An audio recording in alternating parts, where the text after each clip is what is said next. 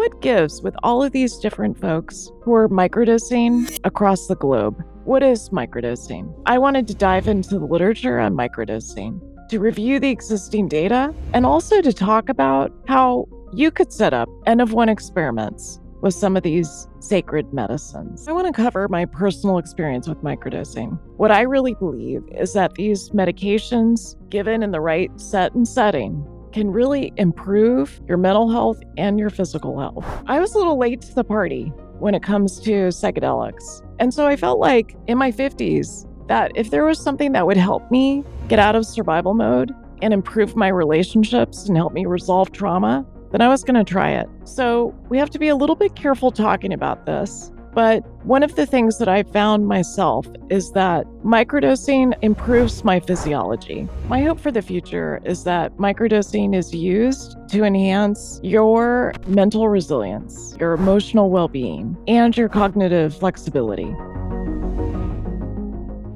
Microdosing refers to the ingestion of a lot of different psychedelic substances, and there's more data for certain medications compared to others.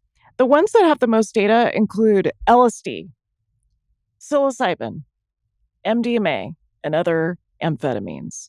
So those are the ones that I want to focus on today. When we're talking about LSD, as we march through some of the studies that are available, I realize it's a little bit dull to hear about the results of these studies.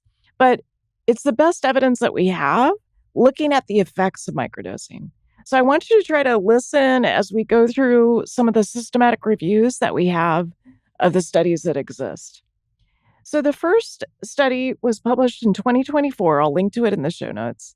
And it was looking at a few different doses. This is a total of 14 placebo-controlled trials.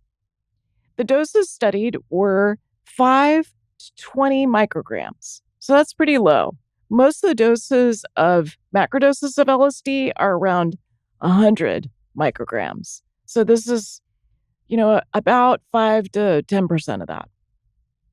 So what we know is that microdoses of LSD in a dose-dependent way affect your blood pressure, sleep, neural connectivity, social cognition, mood, and perception of pain and time. And what they found in terms of the drug effects was that they could be seen at 10 to 20 micrograms, but not at 5 micrograms. In this review of 14 placebo-controlled trials, they saw no adverse effects. That's really important to understand. No adverse effects. They also found that repeated doses of LSD did not have a cumulative effect. They didn't affect your mood or your cognition on any of the measures that were studied. So the conclusion of this study by Murphy et al. Was that low doses of LSD are safe and produce acute behavioral and neural effects in healthy adults. So I want to just say a quick little aside here. There's a woman who wrote a book called A Really Good Day. Her name is Ayelet Waldman. And she wrote about how struggling with her symptoms of bipolar, nothing worked as well as microdosing LSD. So even though we don't have a ton of research supporting the use of microdosing, what I see in the literature is that through the books like Ayelet's book or James Fadiman's books, there's this anecdotal rise of evidence and people doing N-of-1 experiments. So what is an N-of-1 experiment? It's something that I use a lot in my medical practice, in my work as the director of precision medicine at the Marcus Institute of Integrative Health. It's where you take someone and you have an intervention. So in this case, maybe you've got someone who's got treatment-resistant depression, or they're struggling with creativity. And you've got a period of time, a control period, where they're not taking any microdose of any of these medications. And then you have a treatment period where they do, say, 5 to 20 micrograms of LSD every third day for 6 weeks. And so you've got a pre-post and you look at what happens, what changes, is creativity improved? If a writer is taking LSD, what's happening with your word count each day? Is it going up? Are you feeling like ideas are coming to you more readily? So that's a way of doing N of 1 experiments. It's kind of a fancy name for something that you're probably doing already, N of 1 experiments. And when there's a lack of scientific evidence, sometimes N of 1 experiments can allow you to learn what's going to work the best for you. So if we then turn to a study that was done with men, this was a total of 80 men who were given 10 micrograms of LSD. They took it every 3 days for 6 weeks. And I want to say a quick aside about this because this is something I see all the time in the scientific literature, where even though the study was published in 2024 by Allen et al., they chose to look only at men. And so it leads to most of the data that we have on microdosing being in men. We don't have a lot of evidence in women. Why is that a problem? The problem is we have had hundreds of years of studying men and assume that's what is true for them also applies to women. But women are very different than men. We're different in a biological sense. And then there's also socially constructed ways that we're different. And we cannot assume that's what is true for men also applies to women. So in this study, looking at 80 men who took 10 micrograms of LSD versus a placebo every 3 days for 6 weeks, they had better sleep. So they had a total of 3,231 nights of sleep. And they found that day 1, when they took the LSD, 10 micrograms, they didn't sleep that great that night. The sleep was unchanged. But day 2, they slept better. They had a total of 24 minutes of extra sleep on day 2 compared to placebo. So that's interesting to me.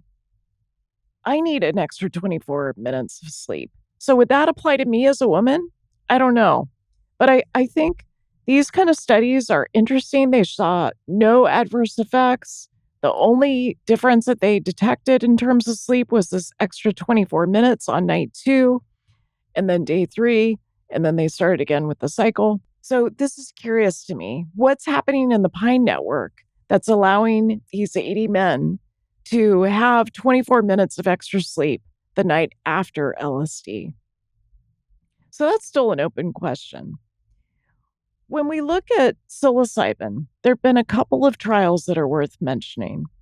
One is a study of 34 people who were given 0.5 grams of dried mushroom. So that's a total of 500 milligrams.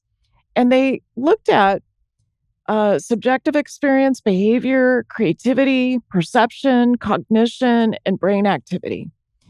And they found that for the people who received the active dose of psilocybin compared to the placebo, if they were able to identify that they were on the medication, they definitely noticed more intensity as a result of taking the medication. They noticed some subtle changes. They also had a change in EEG power in the theta band. And at some future show, we'll talk more about this, but basically it's a small but measurable change in cognition and an altered EEG rhythm in the people that were microdosing on psilocybin.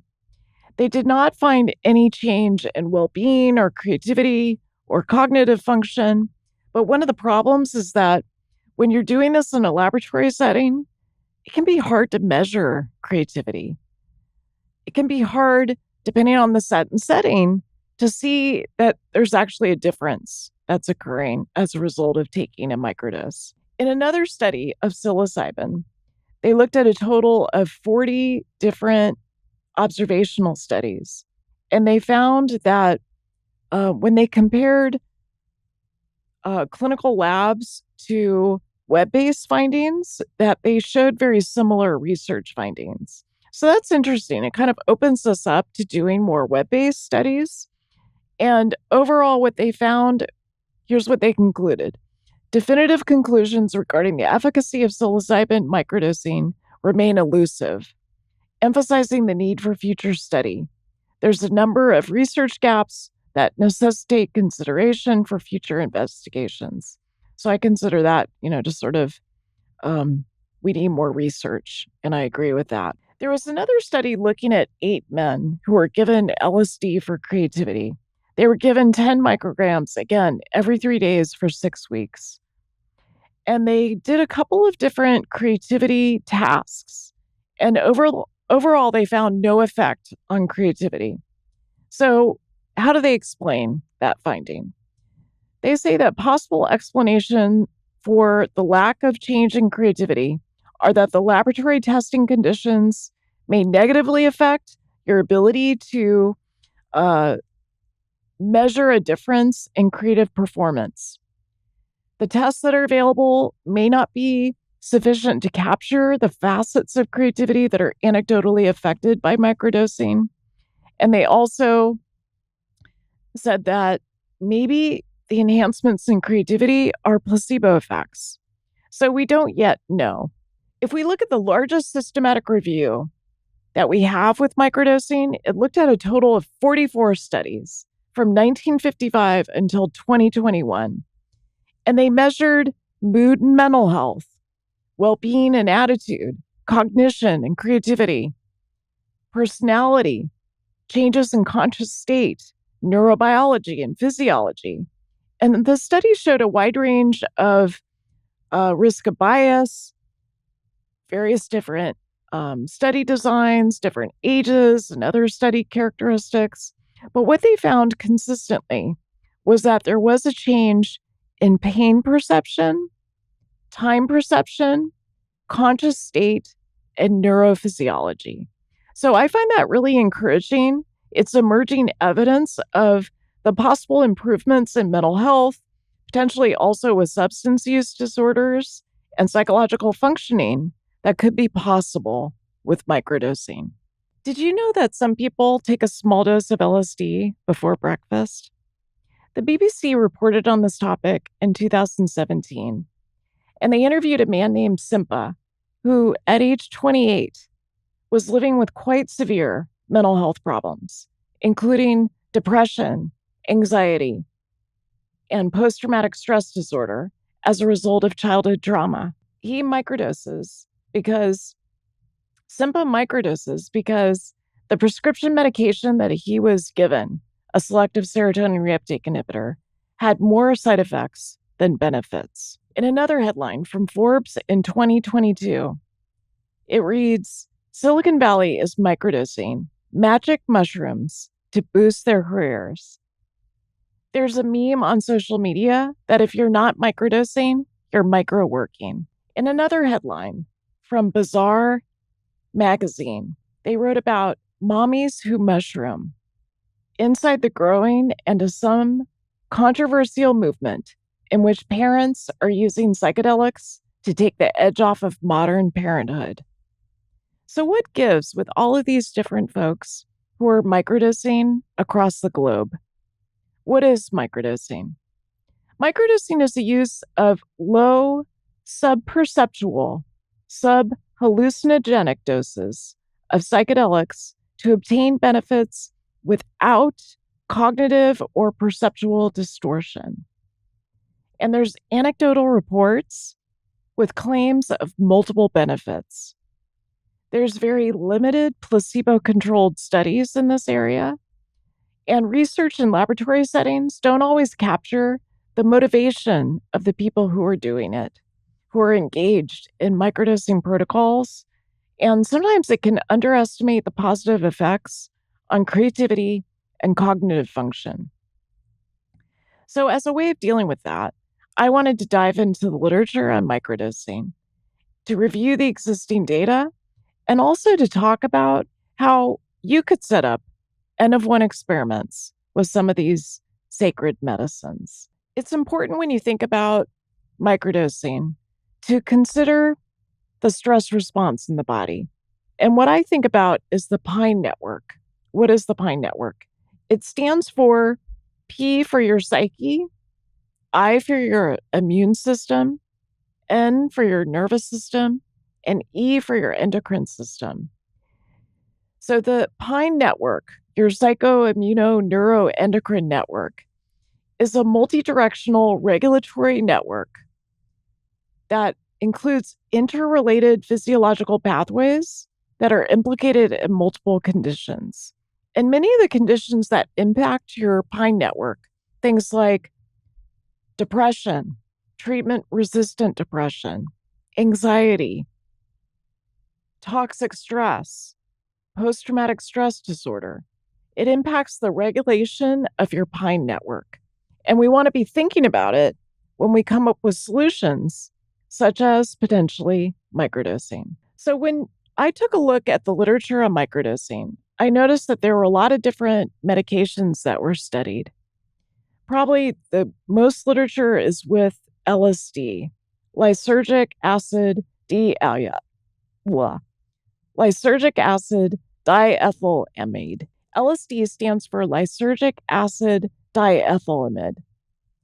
There's also literature on psilocybin, mescaline, DMT, MDMA, and other amphetamines, as well as herbal therapies like salvia. There was a really important study that looked at 19 different placebo-controlled trials, asking the question, is microdosing a placebo? So in this study, what they found, and we'll link to all of these studies in the show notes, they found that it's not yet possible to determine whether microdosing is a placebo. But they did find, from looking at these 19 studies of microdosing, that there's a small number of controlled trials. The sample sizes are small. The evidence of dose-dependent effects are limited. There's also a limited number of doses. So let's start first with LSD. There was a study by Murphy et al., published in 2024, showing that with microdosing LSD, the doses typically are 5 to 20 micrograms. And what they found was that the microdose of LSD in a dose-dependent manner changed blood pressure, sleep, neural connectivity, social cognition, mood, and perception of pain and time.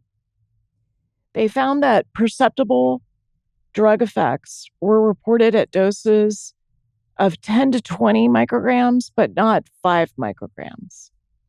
In this review of 14 placebo-controlled trials, there were no serious adverse effects reported. Repeated doses of LSD did not alter mood or cognition on any of the measures studied.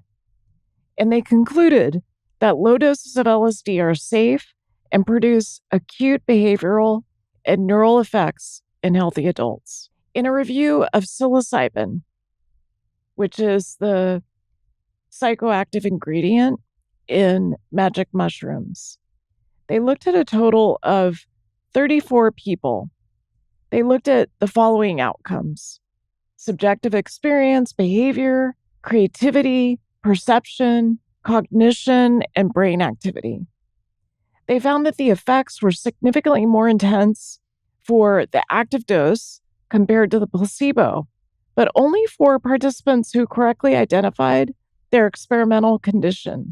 They found a change in brainwave patterns, including in the theta band, and they found overall, they concluded that there are small but measurable cognitive changes that occur, and that low doses of psilocybin mushrooms can result in a noticeable subjective effect, altered EEG rhythms, and all of this did not show a change in well-being, creativity, and cognitive function.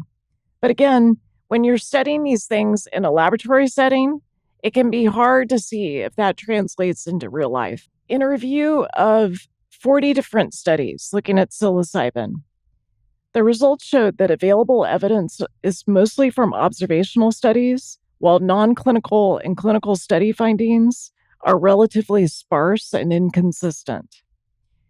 There's also a trend now toward more web-based findings, and the web-based findings tend to be concordant with the research findings. What these studies show overall is that definitive conclusions about the efficacy of psilocybin microdosing remain elusive, and this review emphasized the need for further studies. We have a lot of research gaps when it comes to microdosing. In a study that looked at LSD in men for sleep, they had a total of 80 subjects. They were all given 10 micrograms of LSD, and this was compared to a placebo every 3 days for 6 weeks. They had a total of 3,231 nights of sleep, and they showed that on the night after microdosing, the LSD group slept an extra 24 minutes per night compared to the placebo, with no reductions in sleep observed on the dosing day itself. There were no other changes in the proportion of time slept in various sleep stages or in the participant physical activity. But something was happening with the microdose of LSD on night 2. Their sleep was improved with 24 more minutes. And this was published in a study in 2024, and I'll include it in the show notes. In a small study looking at LSD for creativity, a randomized controlled trial, they had a total of 8 men.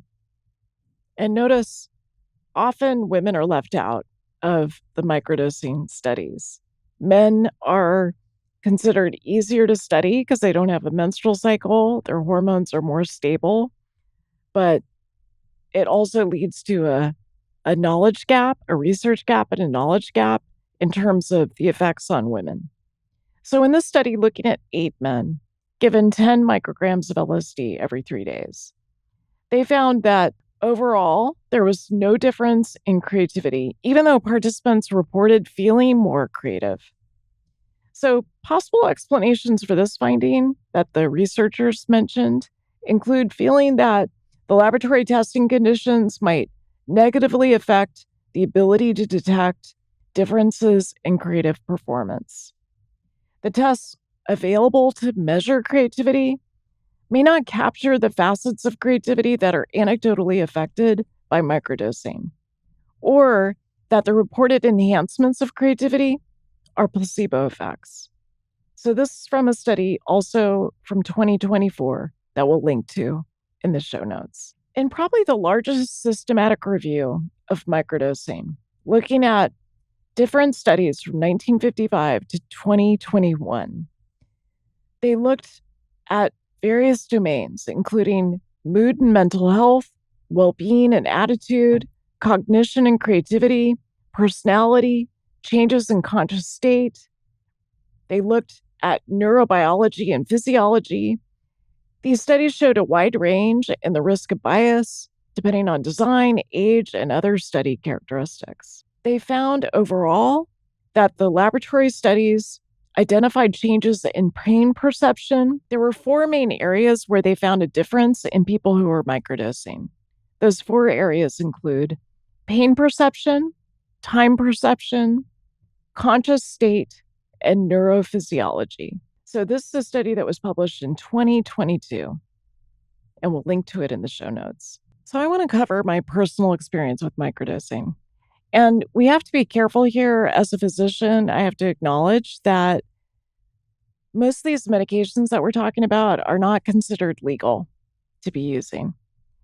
And even though the underground community talks a lot about microdosing, and one person in particular, James Fadiman, has been a leader at teaching people in the underground various different protocols for how to microdose, it's something that is not yet FDA approved, and it's not yet considered legal, and that ends up being a state decision, sort of state to state.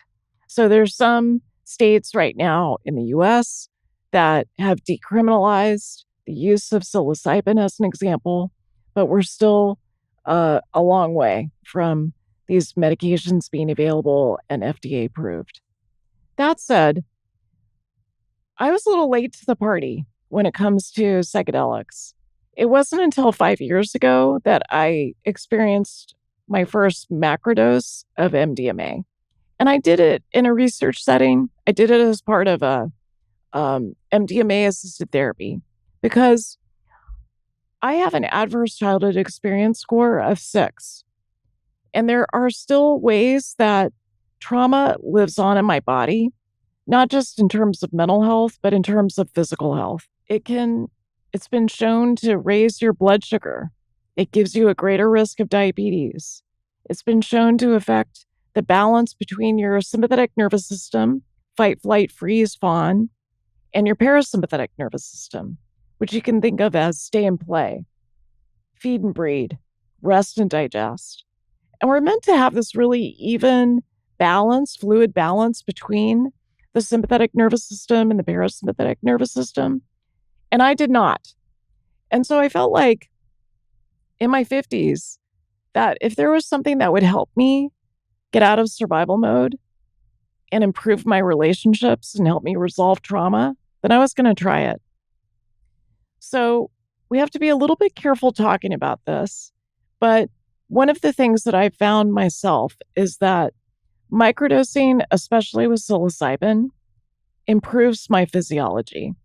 So similar to the study that we saw where men slept better after getting a microdose of LSD on day 2 in a 3-day cycle with LSD, what I find is that my sleep is improved the night after I take psilocybin. My heart rate variability is better.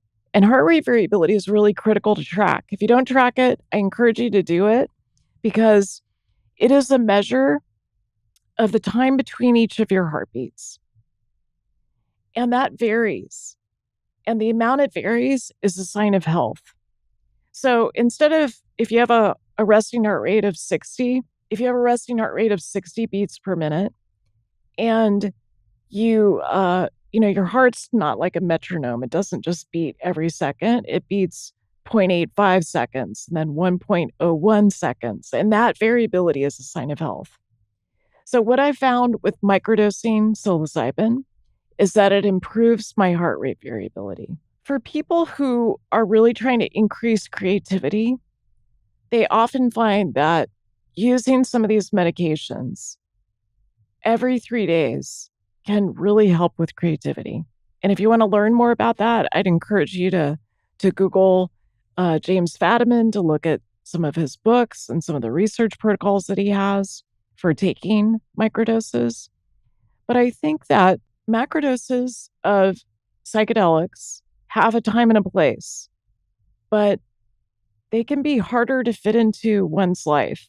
And my hope is that as we move forward and there's more evidence to support the use of psychedelic therapy and these sacred medicines to improve physiology and improve mental health, that we're going to have more research, especially in women, because we just don't have enough right now.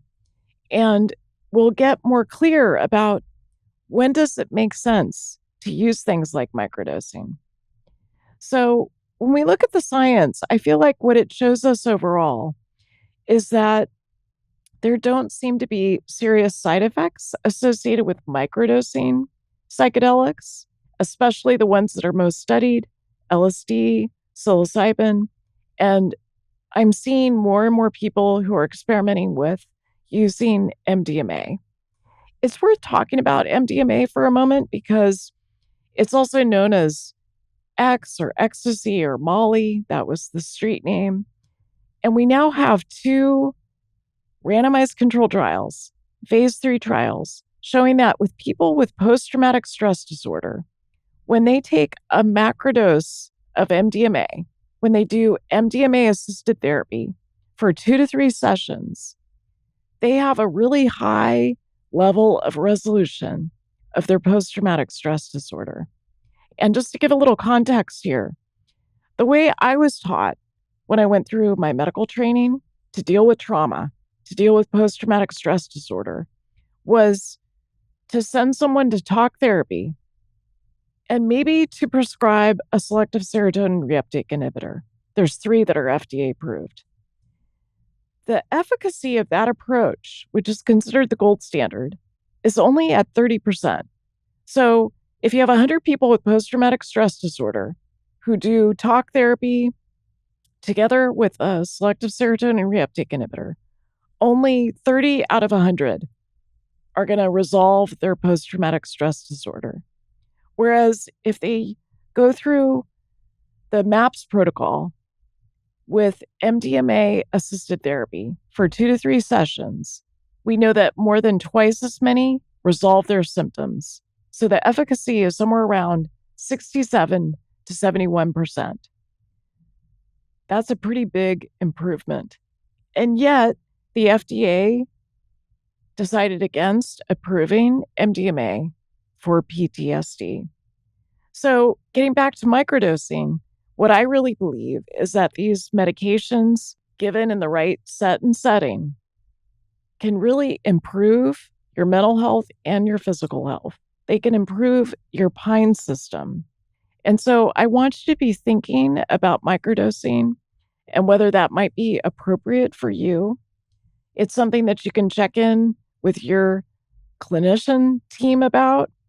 And, when I think about especially the bizarre article about mommies who mushroom, one of the trends that I've seen in my work as a physician is more and more women who are drinking. That certainly happened during the pandemic, and it continues. I continue to see it now. And women have much more in the way of adverse effects from drinking than men. They tend to telescope and drink more over time.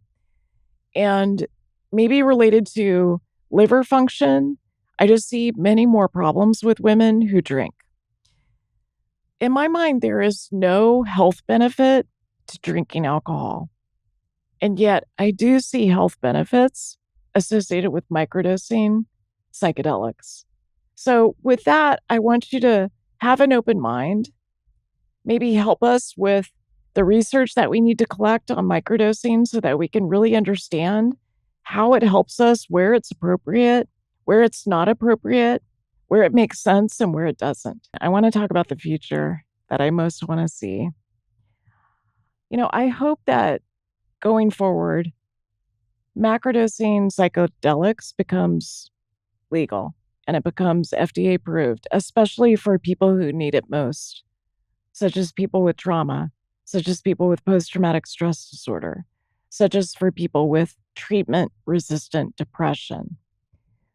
I feel like when people take a pharmaceutical every day, such as the selective serotonin reuptake inhibitor, it changes the biochemical processes in the body, sometimes one, sometimes many, and it tends to lead to side effects. And so often you trade one problem, depression, for another problem, like sexual dysfunction. And what I wish is that we had more lifestyle medicines, ways to work with the way that we eat, move, think, connect, love, so that we can optimize these biochemical pathways. So my hope is that psychedelics become responsibly integrated into mainstream medicine, into modern medicine, and allow people to have access to these tools for personal growth. We need more research. We need to understand these medications, who they're best for, how they should be given, what are the right doses from microdosing to macrodosing, and also some of the sex and gender differences so that we understand how women might uniquely benefit from them. Another part of the future that I want to see is that for women who are feeling so dysregulated, especially in perimenopause, from age 35 to 45 and 50 and 55, I feel like those are the women who could especially benefit from microdosing psychedelics. How much research do we have on that? Almost none. So we need to change that. We need to have funding to be able to understand the research benefits. And then we need real world evidence so that we can track what happens with people as they microdose. So my vision is to take microdosing psychedelics away from just recreational use to using it in our healthcare system Frankly, our healthcare system right now is broken. We need some new solutions. We need new approaches. And we certainly need to close the research gap, the gender gap, the knowledge gap, and the treatment gap that we have women facing right now. My hope for the future is that microdosing is used to enhance your mental resilience, your emotional well being, and your cognitive flexibility. But we need rigorous scientific research and clinical protocols to be able to do that, to create safe, structured environments where people can go through micro and macrodosing as part of the psychedelic experience. We need to learn more about how we process trauma, unlock creativity, and optimize brain function. So, just as we've refined our understanding of metabolic health and neuroplasticity and longevity, I feel like we need that same precision driven approach to psychedelic therapies, including microdosing. We need to know more about dosing strategies, about synergistic lifestyle interventions that really help to maximize the benefits while mitigating risks. If you have questions about microdosing, I hope you'll go to soundpipe.com/treated to leave me a voicemail. Tell me about your comments. Give me your questions. Thank you so much for joining the show.